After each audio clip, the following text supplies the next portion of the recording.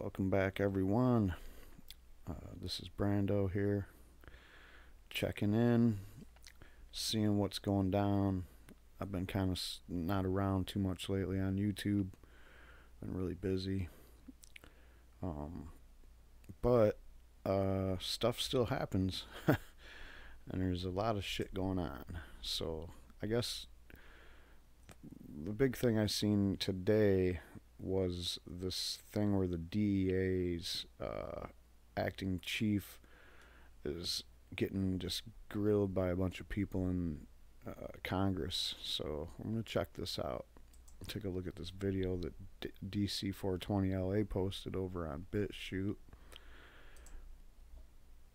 And this might be a pretty long video. It's like 6 minutes. Gentleman from Georgia, Mr. Johnson. Thank you, Mr. Chairman. Sir, of the 64,000 drug overdose deaths in 2016, you're familiar with that figure, right? 64,000. What percentage of the 64,000 were for non-prescription opioids? In other words, heroin and fentanyl. So fentanyl alone makes up for about 20,000, so roughly a third. And where heroin and fentanyl came combined, I don't recall. Overall, opioids was 44,000 of that 64,000. Mm-hmm. And of the 64,000, how many deaths came as a result of overdosing on marijuana? I don't recall even seeing that on the chart. So in other words, you don't have any information that there's any deaths that have been, that marijuana is responsible for within that 64,000? I am aware of a few deaths from marijuana. You are? Really? Aware of a few deaths? Yeah. From overdosing on marijuana? I don't recall if it was overdosing, but deaths attributed to the use of marijuana. Look at guy back here. He's not convinced. He's actually looking like something just woke him up. Deaths attributed, okay. What do you mean by that? I don't recall whether it was that it had been adulterated with something else. I'd be happy to go back and look, but I know there's. Sure. I'd love for you to do that. I understand the issue here, which is one's not comparable to the other, I think is what you're asking me. Mm-hmm. How many drug arrests throughout the country in 2016 for all illegal substances, drugs? I don't know. According to a Washington Post article, which I just had here, which is dated September the 26th of 2017 by Christopher Ingraham, he notes that more people were arrested last year over pot than for murder, rape, aggravated assault, and robbery combined. About 800,000 arrests for pot in 2016. Now, you stated in response to Mr. Cohen's question that you pretty much intimated that marijuana arrests were not that profound, not too many, but 800,000 is quite a big number, isn't it? Again, I'm referencing what I see and that's just in the for space marijuana. we work at. That's just for marijuana. Right. But again, the task forces that we participate with, DEA as a whole, these are certainly not our numbers in what we see. Yeah, the ACLU did a study which determined that African Americans are 3.73 times more likely than whites to be arrested for marijuana. Do you agree or disagree with that number? I have no reason to dispute the number. Mm-hmm. Do you believe that marijuana being listed under Schedule 1 has anything to do with federal, state, local law enforcement policy with respect to those 800,000 arrests? Well, again, I'd go back on the federal policy. I just don't see those arrests happening in the federal space. And I wouldn't be the person to address state and local arrests. Okay, I'm going to yield the balance of my time to Mr. Cohen. Thank you, Mr. Johnson. I appreciate that. Mr. Patterson, you said the science had to be looked at, and it does, but I think the science has got to be faulty. The basis to list a drug in the schedule is A, is likelihood of propensity to making someone addicted. Marijuana does not cause addiction, And the second thing is uses that can be seen in medicine for health. And there are lots of people that show, veterans particular, who say that the pain relief with marijuana gives them is so much better than opioids, and it keeps them off opioids, that it also helps people with their appetites, et cetera, et cetera. So the science is wrong, and I hope you could try to see a new scientific study that reflects the science that's real and that reflects today's values. And as far as you said, Colorado, do you think marijuana is worse than alcohol for Colorado as far as traffic deaths, domestic violence, assaults, and murders, and assaults? The gentleman's time has expired, and Can he respond? The gentleman's time has expired. But the answer hadn't expired. The gentleman's time has expired. Welcome to Russia. We'll now hear from the gentleman from Colorado, Mr. Buck. Thank you, Mr. Chairman. If the witness would like to answer the last question, please feel free to do so. So, sir, to wrap up on your question, I don't like getting into the comparison of one being better than the other. I think we have a substance abuse problem in this country, and to add to that is problematic. It's problematic to your future of your employment. Good morning. So, what do we really have on that? I mean, first of all, the DEA, and by the way, we have a new writer over at Marijuana Moment, Kyle Yeager. I've read him before. And yeah, congratulations, Kyle, and keep doing the good work. So anyway, he pointed out that was inconsistent with what the DEA wrote. As recently as 2017, in a resource guide on drug abuse, the agency determined that no deaths from overdose of marijuana have been reported. So, I mean, what are we really expecting here from the DEA acting director?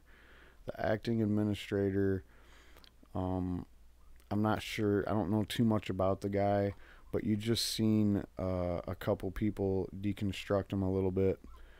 And Cohen, he is pretty famous for always being really in the face of people when it comes to marijuana policy in these congressional hearings or whatever. Whenever the DEA comes to town to, get questioned by Congress, he's always the one to bring up marijuana and compare it to heroin, and why is this on Schedule 1? And yeah, so we're going to just look at some of these other videos. And this video roundup that Kyle Yeager did, the DA had slammed over marijuana stance by lawmakers. Okay, let's see. This first one is,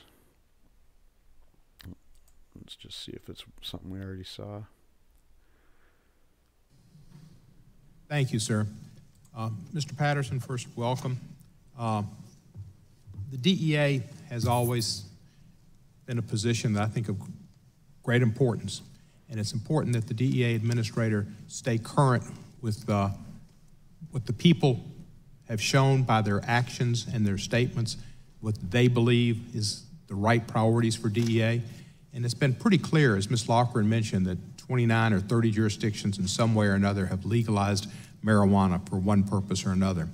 And yet, because of the inaction of the DEA, marijuana is still a Schedule 1 drug, along with heroin and ecstasy and acid.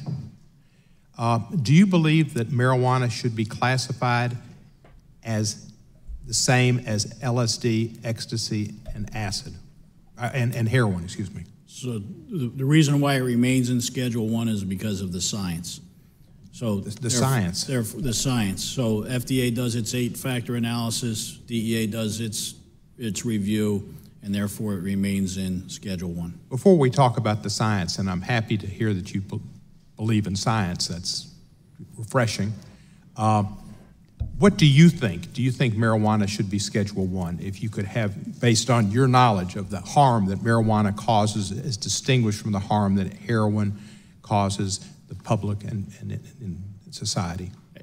So I'm going to give you my honest opinion, and this actually doesn't shape how we do enforcement at DEA, because our priorities are the biggest priorities that we face, which is the opioid issue, methamphetamine, cocaine that's now on a resurgence.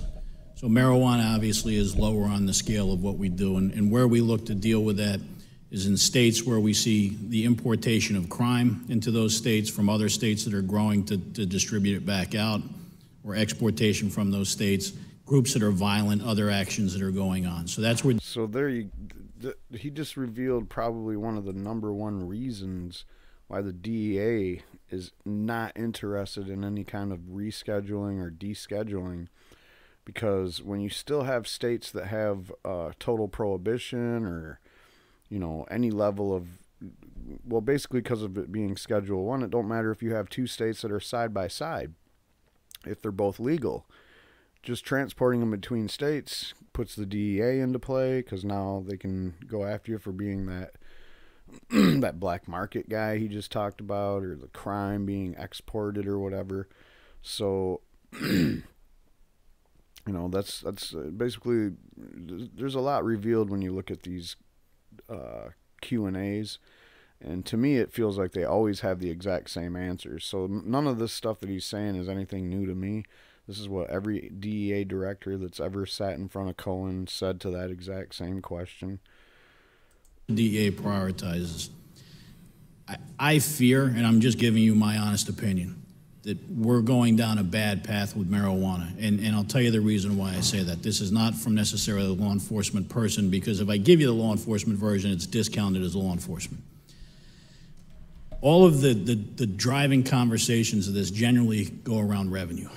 And that's unfortunate to me. And I think 10 years ago, we'd sit here and we could have this debate as to what's better, what's worse. You know, is heroin worse than marijuana? And I'm not going to debate that, because I think, to me, they're two completely different things, right? I think the concern we see is we now have a body of evidence in states that have run what I call the social experiment for 10 years, right? So Colorado is a great one. And if we have an honest conversation about what we're starting to see in Colorado, my fear is that in 10 years, and I won't be sitting here, but you will all have someone here from DEA or some other agency saying, why was no one saying something? They are, but there's nothing going on. The sky is not falling in Colorado, man. They've had well over 5 years of legalization. Right? Come on. Well, it's almost been 5 years since sales started in 2014, I think. I see that path coming. And frankly, if you look back 20 years ago on the pharmaceutical. What about California? They've had medical marijuana, practically legalized marijuana for the last, you know, since 1996. What, you know, the sky fall there? That's like they just went from the 6th largest economy in the world to the 5th. And I'm going to just scratch my head and guess it's because some of that marijuana sales came out of the dark. So what do you know, when the DEA guy is sitting there telling you that, you know, 10 years down the line, we're going to look back and be like, someone should have said something about legalizing weed and how bad it was doing Colorado. And the reason no one's saying that is because it's not happening. Quite simple. It's simple as that. World, people were screaming into the wind. It was a small percentage of people really concerned about what they were seeing. You have extremely high THC, and putting all the other things aside, right? You know, property values in Colorado, the fact that... What's this high THC talking point? Now he's talking about property values? He just jumped in there. He threw that in there real quick. He's got nothing, so he throws, well, we got this really high THC, and then we got property values. Like, what? So the THC, I mean, what's the big deal about that? I've talked about it a million times because I do these videos about reefer madness, and this talking point seemed like it's been dead for a while, but every once in a while it gets brought back up. This ain't your dad's THC or weed or whatever you want to say about it. Well, you know what, dude? It's just safer because now you don't have to smoke as much. It's pure. It's more pure. You know? And it doesn't get you like super wasted just because it has more THC. That's alcohol. When you make alcohol that's more pure, it makes it so you basically black out quicker. You don't get that with weed. And also, yeah, the hash today, you can get hash that's almost 100% pure THC. But what's the big deal? You can only really get so high off of weed, man. And then you decide, well, you know, if I do anything else, I'm going to get too tired. Or you just go to sleep, you know, you're like, man, I'm just too tired. This is boring. What do you want from me, man? Revenue is not essentially making up for what the costs are. Issues with children, all these other things. If you take that... Issues with children. What issues with children are you talking about? All we see with children and marijuana, when you put the two together, is you get, you know, the autism. It's one of the best things I've seen for a lot of different autism situations. Like, one of the ones was the autism where people are self-abusive. So you would say, we're worried about the children, so let's keep Schedule 1, which says it's not medicine, and then those kids that do self-abusive autism can just, you know, continue to self-abuse them, you know, hit themselves or whatever they do, when they could be helped by this all-natural plant. By the way, that's the main reason why this guy, the DEA and the FDA, don't want it legalized. Because they can't, he's sitting there talking about how they're going to control it and how they're going to, like, keep it under wraps. Because Schedule 1 is supposed to be that thing that, you know, total controlled substance. That's the whole problem, that they want to keep it on Schedule 1 because they can't control it. What's up with those two guys behind them, too? Maybe even all three of them, those bald guys. They keep looking at each other and nodding and laughing about certain things. Like, they know that this guy's full of shit. I think he's going off the map on their talking points. So he's just kind of all over the place. He's just bringing shit up out of nowhere. Like, children. What about the IQs? THC is high. Property values is going down and up. It's like this guy's everywhere, man. At all and just put it aside. I'd simply ask the question to the adults in this country, which is, at what point did we determine that revenue was more important than our kids? At what point do you determine, when you live in a country, of whether it's adults or kids? All right? And what makes you think that that's a valid reason to have any bans on anything? I mean, if you're trying to protect the kids from something, what are you talking about? Substances? Why do we need you, the DEA, to regulate substances to protect our kids? That doesn't make any sense. Because what we usually see is when the cops catch kids with weed, then they basically throw them against, you know, the wall and start becoming violent with them. So that doesn't make any sense. You don't care about kids. You don't give a shit about the kids. Come on. That is...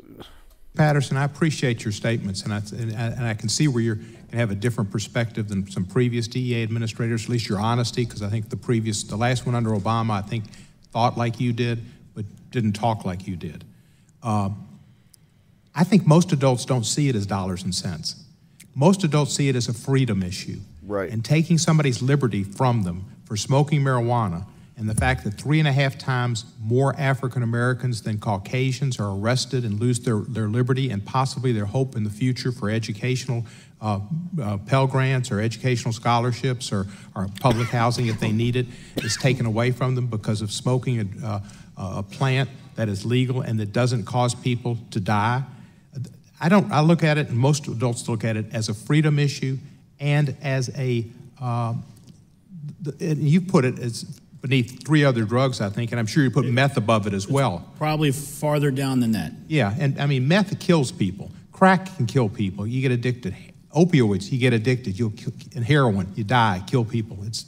Marijuana's not the same thing. So there's a limited amount of resources the DEA has, police officers have, judicial. You'd think that the DEA guy would know that, and he does. He knows that marijuana is benign and safe, and non-addictive and doesn't create horrible public health concerns like alcohol and tobacco. He knows this shit. He's sitting there knowing this shit. Cohen's telling him this, and he just sits there and he absorbs it, because he is not allowed to go outside of the talking points that the parameters of the talking points, at least, that he's under the, directive of, because he's just the head of the agency. Law enforcement, everybody. And there's a opportunity cost. And when you spend time dealing with marijuana, all you're doing is taking time away from drugs that kill people. Gentleman's and cause time crime. has expired. So I thank you for your honesty and appreciate the time. And you can answer some more if you'd like. If I could just add one comment on the end. So DEA doesn't expend its resources on users of marijuana. And quite frankly, I'm not sure what state is. So I think that you see even states where it remains illegal, I don't see a huge enforcement presence. That's a good conversation to have, but I hear this statistic all the time that there's... Well, here's the thing, buddy, is it doesn't take a huge enforcement effort to catch a lot of people all the time on possession of marijuana. And that's basically what we are talking about, in a sense. But when it comes to what you can do to help, is end the federal prohibition. I mean, you can say all you want that people don't get arrested for marijuana. They put the number in your face. It's 700,000 people in 2016, more people than all other crimes combined, basically. All the, violent crimes, the ones that you guys keep acting like you're too busy with weed investigations to focus on. So, it's just really frustrating to just keep getting dealt this kind of blow off. And it's the same talking points over and over. But here's the one where they always say, oh, but the DEA we don't bust people with small nickel and dime shit. That's not what we do. Why are you bothering us? Why should you care what we do? Well, because you guys, like you said, you're preventing people like Alexis Bortel from going back to Texas to visit her relatives and friends, because if she travels from Colorado to Texas with her medicine, she's breaking your law and you can arrest her. Maybe we should set up some deal where you have a choice of whether or not to arrest a kid that has their medicine with them. I mean, I don't want to put anybody at stake, but this is just ridiculous. I mean, you're sitting there, you have a choice, I guess. I mean, maybe those guys back there are the donors, like bodyguards, and they're if he says the wrong thing, they'll, tap him on the shoulders after the show or something. I don't know, man. There's mass incarceration of users, not just of marijuana, but of drugs in general. Oh, okay. Now he's saying that there's not really this big mass incarceration of drug users. That's totally not the case. If there's even one person that's in prison for just being a drug user, then it's a problem. It's a massive problem. But it's more than that. And there's many reasons and ways that people fall through the cracks, and drug offenses can get you some serious time, man. Even weed offenses. So you can look at the numbers, and there is statistics that bear this out. When you hear people talking about, like half of all the federal inmates are because of drug offenses, that's not necessarily true. There's a lot of federal inmates that are on drug offenses, but they also involve violent crimes, or the drug offense being just one thing, in a habitual offender type portfolio. So this guy, he's just trying to blow off all the reasons why people want to see marijuana come off of Schedule 1. He's trying to just totally make them sound like it's all just like shit people made up. And I don't see it. So it'd be a conversation I'd like to have further, to be honest with you. Thank you, sir. Okay, the chair recognizes the gentleman from Florida, Mr. DeSantis. Thank you, Mr. Chairman. Good morning, Mr. Patterson. So if you look at the All right, so now we have Hank Johnson. Oh, we already watched him, from Georgia. Now we have Eric Swalwell.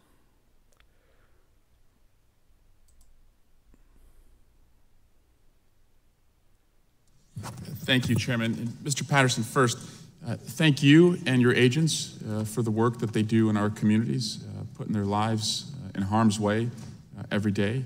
It does mean a lot to me and my constituents. You have a presence in our district, and you've worked very closely with our local law enforcement, and I do appreciate that.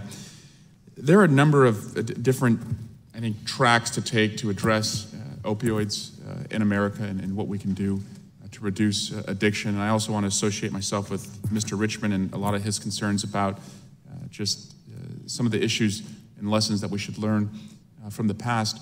But I want to focus on teenagers. I've met with families in my district who have lost a teenager, a high schooler, to opioid addiction. And, you know, for many of them, as you described earlier, they describe the same symptoms, they describe the same pattern of behavior, and then oftentimes it's too late, and the loss, quite overwhelming to go back and fully understand what they could have done differently. But what can we do differently with high schools, with the physicians and dentists to these young men and women? I fear that there is an overprescription, particularly with young people who don't necessarily appreciate the effects, and then they're down a rabbit hole that they can never get out of. So if you could first just talk about what we could do with the teenage population as far as awareness, whether it's in the schools, local communities, or with the physician community. No, so I appreciate that. And so DEA has a program called Operation Prevention, which is in the schools, has access. It was done in public-private partnership with Discovery Channel. The key to this, and I think to your point, is we have to start with education and not at high school, right? It's got to be before high school. I think we all recognize that kids that are now 10 or 11 are probably where we were maybe when we were in our early 20s, right? I mean, they're bummed. No, that's not a valid talking point. Not at all, man. How old are you, though? I mean, are you like 80 years old or something? I'm 45. Like, when I was in 4th grade, DARE came to my school and whipped out a fucking briefcase full of drugs, and I don't believe in that. I think that is a way that they indoctrinate the youngest of the people in society into drugs, plain and simple. So what are you about to say, dude? I don't even believe this. This guy was asking a legitimate question about how we're gonna, what about the young people? How are we going to, help people that are in the thralls of this opioid epidemic? These people were prescribed things like Vicodins for things like getting teeth pulled and shit. Now all of a sudden they're addicted to opioids. How are we going to help these people? And one of the things I've always said is these people, somebody like this guy, he believes in drug education as in marijuana is just as dangerous as heroin. Period. It's not just something that they try to espouse because they want to keep their jobs. It's also something that they want to do to kind of like make you feel like that's how drug education should be. Just lump marijuana in with all the other drugs, and that's what you tell little kids. And that's the most dangerous policy. It's like telling somebody drunk driving is just as, smoking weed and driving is just as dangerous as drunk driving. I mean, he couldn't be any stupider to tell people shit like this. But that's what he would do. And so what is his little drug education programs that he's talking about where you got to go in there younger than 10 years old? Because those 10-year-olds now, they're like we were when we were 20. What's he talking about? I don't even know what he's talking about, man. He acts like every little kid that's 10 years old is out there trying to smoke crack or something. This is just ridiculous, dude. I don't know why this happened. Bombarded with technology, they understand things in a much different way, and they've grown up much quicker than we did. And they are learning the truth about things like marijuana, and you want to continue to lie to them. And that's why they don't trust the government on any front, because you've been lying to them about every little thing. Now you're about to say that, we should lie to them some more about marijuana. So the key is to getting to that age. And I hate to do this, but I'm going to do it to you. And this is what concerns me about marijuana. Oh, right? Really? He was not talking about marijuana ever. He said opioids. He said that they were prescribed opioids and then they ended up dying because they were addicted to opioids. Has nothing to do with marijuana. Because those same stories I hear all the time, I generally hear marijuana introduced. And again, No. I'm not going to compare what's better, what's worse. I'm not going to say it's a gateway. I'm not. The problem is that You just did say it was a gateway. You said every time I hear these stories, marijuana is where it started. That's the worst argument, but the DEA is never going to let go of that argument. But they did drop it off their website, and they were the last federal agency to actually, did they do that? I'm pretty sure they dropped that piece off. And it's like all the federal agencies have officially took that talking point out of their marijuana conversation. Every one of them, the whole alphabet. But whenever you get him in front of Congress and he has to make public statements, he's got no choice but to keep pushing them talking points. That's I'm pretty sure it's because the donors will not let him, they won't let him walk away from that talking point. They won't let him even walk back a little bit with it. And like he just said, I'm not going to say it was the gateway, but he did. That's exactly what he said. these things all seem to dovetail together. And my concern is, and It's not a dovetail. 90 some odd % of people that smoke marijuana never go on to do any other drugs. And I don't even know if that's like 91% or 99%. But it's pretty much like everybody that I know that smokes weed didn't go on to do all these other hard drugs. And by the way, a lot of people that do these hard drugs never smoked marijuana and don't even care about marijuana. And if they did smoke marijuana, they were quickly like, oh yeah, this ain't what I want. It wasn't a gateway. It was like they were looking for something and that didn't fill the fucking hole. So this just whole line of reasoning is garbage, no matter if you say dovetail or... I mean, of course he sat there and tried to reword the whole gateway theory thing every way he could. And that's what people always do with dead talking points. It's like a dead meme. You can't keep a dead meme alive just by making a different picture for it or something. again, I'll take my DEA hat off for a second. Is a You can't do that, dude. person in the United States, what message do we send as we try and navigate this space in terms of that? And I think that's problematic. So the education of our youth is important. Where it really seems to hurt, and more than anything else, is we have these pharmaceuticals that all sit in our house.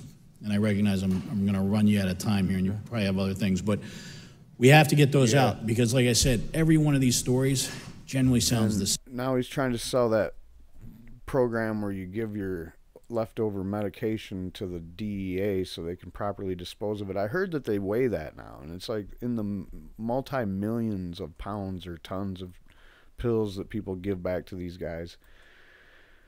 Yeah, okay. You don't think those are going to end up back on the street?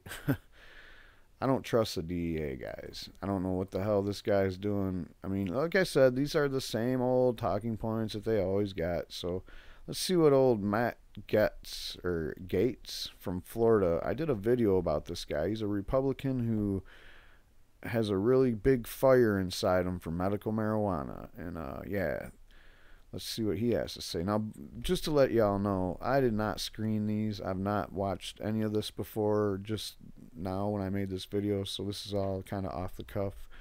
But obviously I trust Marijuana Moment and, you know, this great piece by Kyle Yeager where he compiled all these statements in these video clips. So it's pretty awesome, man. So let's see what Gaetz had to say.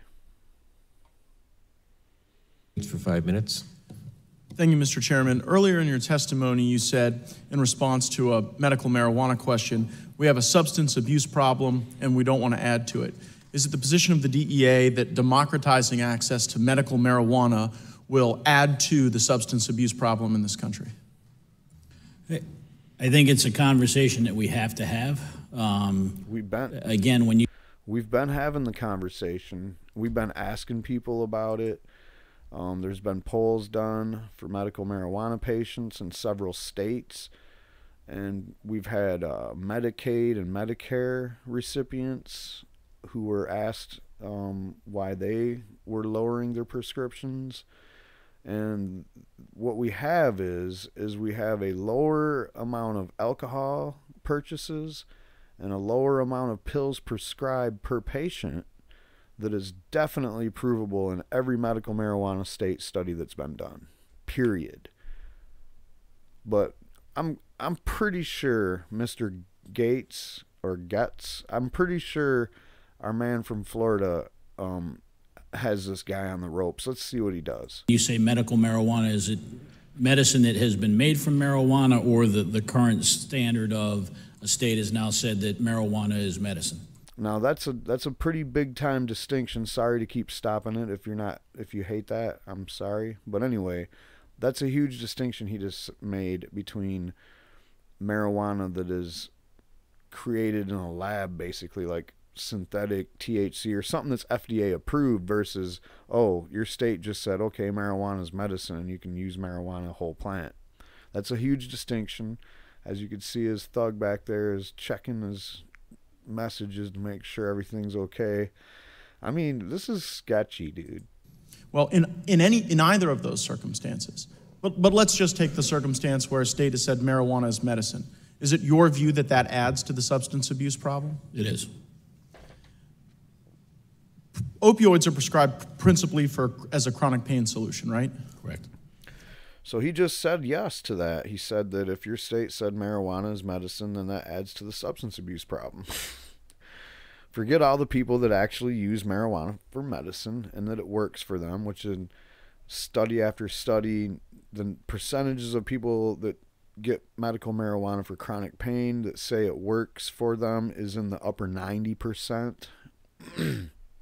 So, I mean, study after study cannot lie about the amount of people that have quit opioid prescriptions altogether or lowered the number of pills that they're prescribed to the point where, you know, it's statistically a big deal. And Mr. Patterson knows this. So that's why he's going to say, yeah, that's substance abuse when they say marijuana is medicine and you can just smoke joints all day. You'll never have to pick up a Vicodin. The National Academy of Sciences issued a report in 2017 entitled The Health Effects of Cannabis and Cannabinoids. Are you familiar with that work product? No, sir. I'll quote from it. It says, there is conclusive or substantial evidence that cannabis or cannabinoids are effective for treatment of chronic pain in adults. Do you have any basis scientifically or from any evidentiary standpoint to disagree with that conclusion? Again, this is why I think we always talk about the research of the benefits of marijuana. So you support research into medical marijuana? We've said that all along, that we support the research of marijuana. And that, again, is a bold-faced lie. Because the simple fact is that the DEA, the ball was at one point in their court to deschedule. Actually, I think that was a reschedule that was asked upon them. And even if they did do a reschedule, and even if it was to a Schedule 2, that would open the floodgates of research up. And that's absolutely what the DEA does not want. And that's why when you do research, it's an arduous process of jumping through hoops. And then when you finally get your research weed that you have to use because that's what NIDA wants you to use and the DEA will approve, it's garbage, and you have to extract the chemicals out of it that you want to use in your testing, and you can't just use it as whole plant medicine. It's just like every roadblock possible. So no way is he telling the truth when he says, oh, we're for more research. And to prove that, the DOJ under Jeff Sessions has approved basically the same amount of research cannabis to be produced, but yet by more producers, but they haven't actually gave anybody any of the licenses yet to actually start producing. So what that actually means is there's going to be less test weed because the same producer is going to only be able to produce what they're supposed to produce. Kind of confusing sounding, but basically in a nutshell, there's no way the DEA is for the testing that proves marijuana, whole plant or otherwise, is medicinal. because it's going to put him out of a job, man, big time. And he knows this.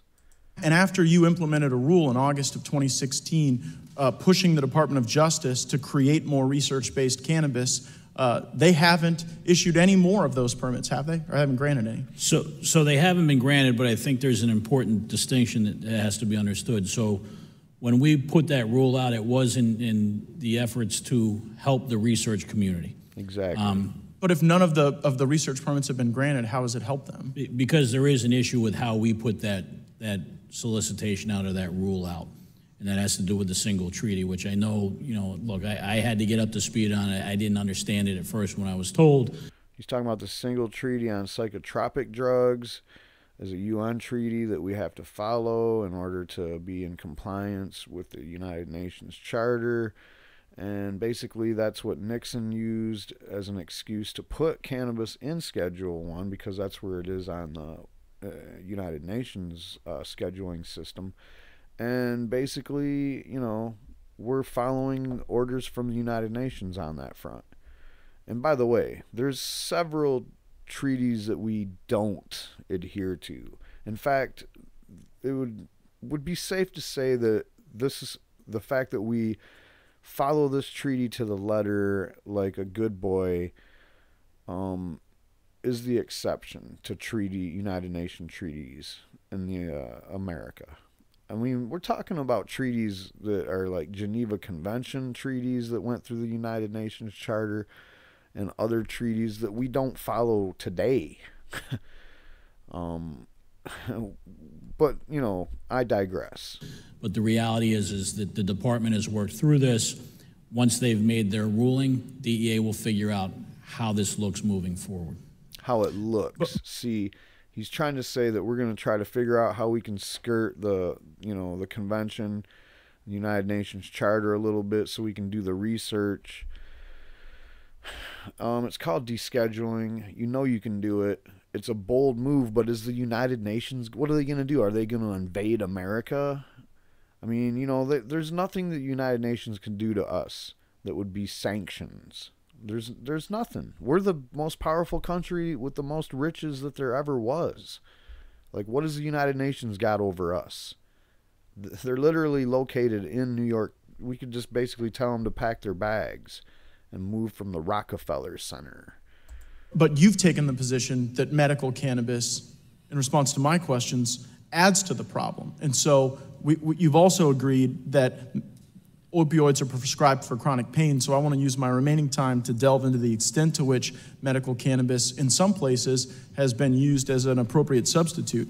The Minnesota Department of Health had a research project with over 2,000 patients who had intractable pain that used medical cannabis. And those patients saw opioids prescribed at a rate 38% less than people who are not using medical cannabis. Do you have any basis with which to disagree with that finding, that those patients saw a reduction in the need for opioids when they had access to medical cannabis? So I'm not familiar with that study. I think there are a number of studies out there that talk when people are presented, whether I guess it would be with medical marijuana or with Tylenol or others, that there are many alternatives to opioids. We're not talking about... And again, so I'd be do you happy acknowledge to... then? We're talking specifically about marijuana, though. We're not talking about Advil. We're not talking about aspirin. And clearly, we're talking about chronic pain too, Mr. Patterson. I know you've heard Mr. Sessions talk about how you can just take a couple of Bufferins or whatever. Look, guys, chronic pain is a little more serious than what you think it is. If you think that somebody can take a couple of aspirin and be cool, then you're crazy. You're goofy. All right? We're talking about people that have to take Vicodins, like 3 or 4 Vicodins a day, or something even more than that are finding that they could use cannabis instead. So we're not talking about all that other crap. All right? You're talking about, oh, there's all kinds of alternatives. Yeah, really? Well, we're sick of hearing about that. We're telling you that this is the safe alternative, and it's better than all your other alternatives. Not everybody can do aerobics and yoga. All right? You tell somebody that's crippled in a bed all day with pain to go do some yoga. All right? And that medical marijuana is an alternative to opioids? No, I'm saying I don't know that study. So I mean, Okay. What studies show that medical marijuana would increase the use of opioids? Are there any? I don't know.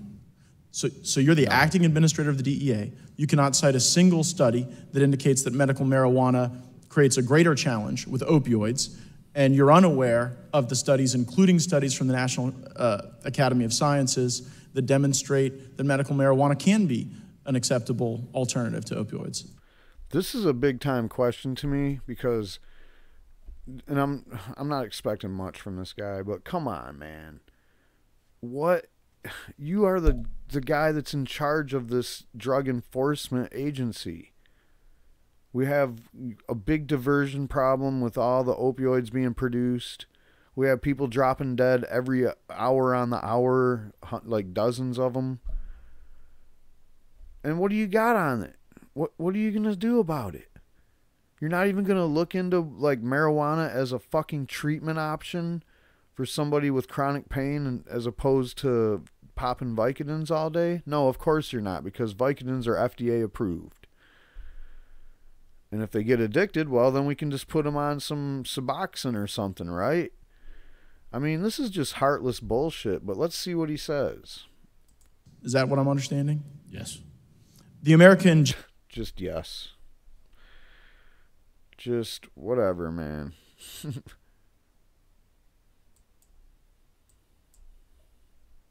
I guess it would be with medical marijuana or with Tylenol or others that there are many alternatives to opioids.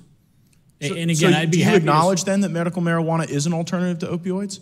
No, I'm saying I don't know that study. So I mean, okay. What studies show that medical marijuana would increase the use of opioids? Are there any? I don't know. So you're the acting administrator of the DEA. You cannot cite a single study that indicates that medical marijuana creates a greater challenge with opioids, and you're unaware of the studies, including studies from the National Academy of Sciences, that demonstrate that medical marijuana can be an acceptable alternative to opioids. Is that what I'm understanding? Yes. The American Geriatric Society surveyed patients and they found a 68% reduction in opioid use. Are you familiar with that? No, sir. In New Mexico, medical cannabis patients saw a 70% reduction not only in opioids, but in all scheduled drugs. Is that something you're familiar with? No, sir. You know, and it's sad that you're not familiar with this, Mr. Patterson, because what we're seeing is not only is cannabis a good alternative to prescribing, but he just said all scheduled drugs. So cannabis is helping in other areas where people are finding themselves hopelessly addicted to substances like meth or heroin. But boy, they do not want to hear this, because the rehab industry and the Suboxone industry and the methadone industry, it's big money, man. I mean, naloxone, big money. That's all you see is Narcan ads everywhere. I mean, that's all I see. You know how it is when you're like looking into this shit and you're on your phone and you see a story about Narcan, so you read it. Next thing you know it, all your commercials are that. Maybe it's not like that for everyone, but boy, they're really trying to push that shit everywhere. So the sum of evidence from the states that have democratized access to medical cannabis, have you analyzed any data that looks at opioid death rates in medical cannabis states versus non-medical cannabis states? No, sir. Does that strike you? I mean, you indicated earlier, and I'm grateful for it, that that's an appropriate conversation to have. I wanted to take my last few moments to thank Chairman Goodlatte. He has signed on as a co-sponsor to the Medical Cannabis Research Act, which I think builds on the work of the DEA to push the Department of Justice to stop their obstruction when it comes to researching medical cannabis. Can we count on the DEA to be a partner in pushing for more research so that we can either validate or dismiss this information we're receiving from states? And I think we've been consistent in that message for the last number of years. Thank you, Mr. Chairman. He didn't answer. Time with the gentleman has expired. The chair. So when he says that we've been consistent on that for a number of years, what he means is no, he's not going to be your friend. He's not going to help you. He's not there to do anything but obstruct the research right along with the DOJ. Recognizes the gentlewoman from Washington, Ms. Jayapal, for 5 minutes.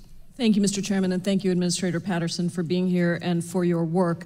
I am unfortunately going to miss the second panel, and so I did want to just raise something before turning to my questions for you that I was going to say in the second panel, and that is, in my hometown of Seattle, we recognized early on that we can't arrest our way out of the situation, not just for opioids, but on other low-level crimes as well. And in 2011, we launched the Law Enforcement Assisted Diversion Program, the LEAD program. It was the first known pre-booking diversion program for people arrested on narcotics and prostitution charges in the United States. And it's a very, very unique collaboration between local law enforcement, prosecutors, treatment services, the Department of Corrections, public defenders. I'm pretty sure he don't care. But anyway, yeah, thank you again, Kyle Yeager, for rounding that up. That was a pretty good overall, 1-2 punch to the acting director, Patterson, of the DEA. I mean, just like Kevin Sabat, I just wonder, when do you guys get tired of this? When do you guys wear thin and finally realize that you're just on the wrong side of this, and that your position is untenable at this point in the juncture? And going forward, it's just going to become more and more obvious that you're just operating under the auspices of a highly corrupted system, very, very favorable of big pharma corporations who push money through the lobbying and the overall campaigning of candidates, and basically the FDA and the DEA has been run by corrupt players for as long as I've been around paying attention to this shit. But right now what we're seeing is the most corruption in the FDA that we've ever seen. And as we're seeing that, they're crunching down as hard as they can on marijuana and kratom. You've seen when the guy, when he was asked about actual, what are you going to do about the opioid problem in high schools? Because we got this high school kids or people are dying in my district from this opioid thing. It's literally killing kids in my district. What are we going to do about that? And he churned the tables to marijuana. So that's just, in a nutshell, how they've been playing this whole opioid crisis over at the DEA and over at the DOJ and over at the FDA. They're just blaming marijuana for being the gateway, and then they're saying marijuana can't be the cure. And that's how the Opioid Commission handled it with Chris Christie. And that's just how it's going, man. That's all I got on this one, guys. Thanks for tuning in. Sorry about holding you for so long. I really didn't know how much material there was to cover on that, but thank you, DC 420 LA over there, Dave and Chella. And by the way, if you're still watching and paying attention, I'm going to probably announce this again, but I'm going to try to be on their live show again on Sunday. That would be Sunday at 420 Pacific time, which is 7:20 over here on the East Coast. And again, I want to also thank Kyle Yeager for providing the compilation there and the roundup. Good job, and congratulations on your work over there at Marijuana Moment.